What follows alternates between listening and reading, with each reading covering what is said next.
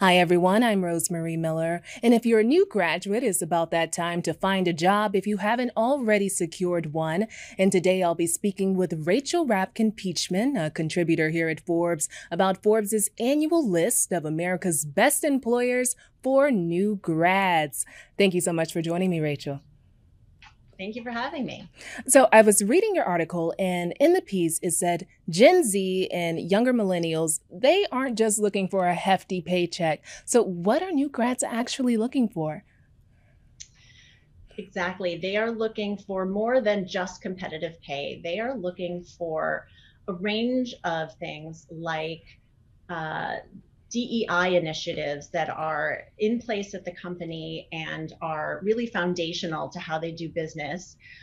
They're looking for sustainability practices. They're looking for companies that align with their values. And they're also asking for things like mental health benefits, things like tuition reimbursement, really interested in companies that care about them as a whole person, care about the development of their career, and will really invest in them. And from the research you've done, is that a common thing with companies these days, or is it still kind of old school where you come to work and you do what you got to do? I would say it's a mix. I'd say the companies that landed on this list are doing it better than some companies, out there in the sense that they're really listening to what younger generations want. So younger generations are, like I said, are really asking for things that represent some of their core beliefs, and they really want transparency around that. So these companies are showing what they're doing to meet their commitments. So they're not just putting out sustainability reports, for example. They're showing how they're reducing their carbon footprint in their supply chain, for example. They're not just talking about diversity, equity, and inclusion. They're really having representation in leadership roles on the board, and in other areas of the company. So I'd say that some companies are really doing well at listening to what younger employees want. Hmm. Well, Rachel, what exactly was the process to creating this list? Yes, well, we partnered with Statista, which is a market research firm, and surveyed over 28,000 new grads or young professionals, individuals with 10 years or fewer of working experience, at companies that had at least 1,000 employees. So then those respondents were asked things like, you know, do you how do you rate the salary and benefits at your company? Or do you feel like good performance is recognized? Are there advancement opportunities? Would you recommend your company to friends and family? And survey respondents were also asked about other companies within their industry, negative or positive feedback. So there were really a range of questions that were asked, and that was analyzed and determined the list. I mean, did you notice anything with the survey? Did you notice that more companies in certain industries maybe ranked higher or lower? I did, yes. Um, Essentially, the list illustrated that companies in the healthcare and social sector and education were really well represented. So companies in those industries seem to be performing well. After that, banking and financial services companies were populating the list. But the rest of the list is fairly evenly distributed among other industries. So it's, a range of pharmaceuticals, IT, retail, aerospace and defense, that type Mm-hmm. of thing. Yeah, I'm shocked that you said banking, the financial sector, because most times when you hear about that industry, you hear long hours, basically overworked. I'm not going to say underpaid because they get money, but overworked. So were these investment banks or who exactly are you talking about in the banking sector?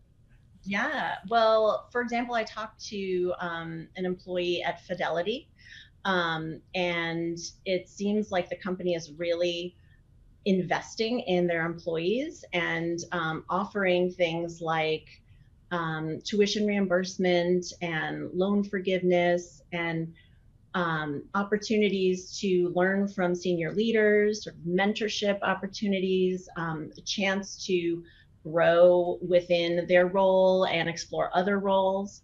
So they're really looking at the well-being of their employees, and they're offering flexibility, I should say. It's not just, like you said, long hours.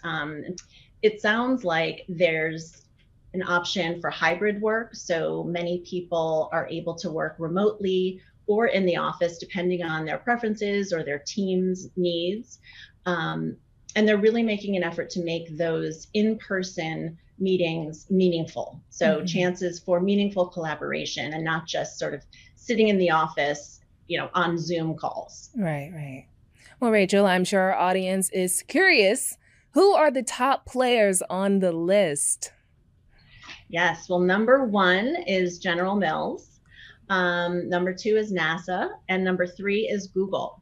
Wow. And I talked with General Mills, and they are doing many of the things that we've been discussing. They really take employee development seriously, even starting with their internship program. So they specialize the roles for the employees based on what their interests are, what are their passions, and their skill set and where they want to go. So it's a very dynamic process. So what can companies do to help them make the list? Well, I would say they should really listen to potential employees based on what they're asking for, because this is really driving change in the workplace. So when employees ask about representation at work, or sustainability practices, or whether or not they'll have opportunities to advance and learn about new roles and develop new skills, companies should really pay attention and think about ways to offer these opportunities to new employees, because younger generations are really responding to that and going to the companies that offer this. So if they want to retain this great talent, they need to listen to what they're looking for. I do want your opinion on this. Do you think the younger generation is being too picky when it comes to their first-time employer? I think people can look at it in multiple ways. I think that there is a lot to be said for understanding what you can offer, asking. You're never going to get what you want if you don't ask. And I think they've learned from perhaps older generations that, if you sort of sit at your desk and do a good job, you're not necessarily going to be noticed and rewarded for that all the time, that you do need to be proactive. You can ask for these things in very diplomatic and, professional ways.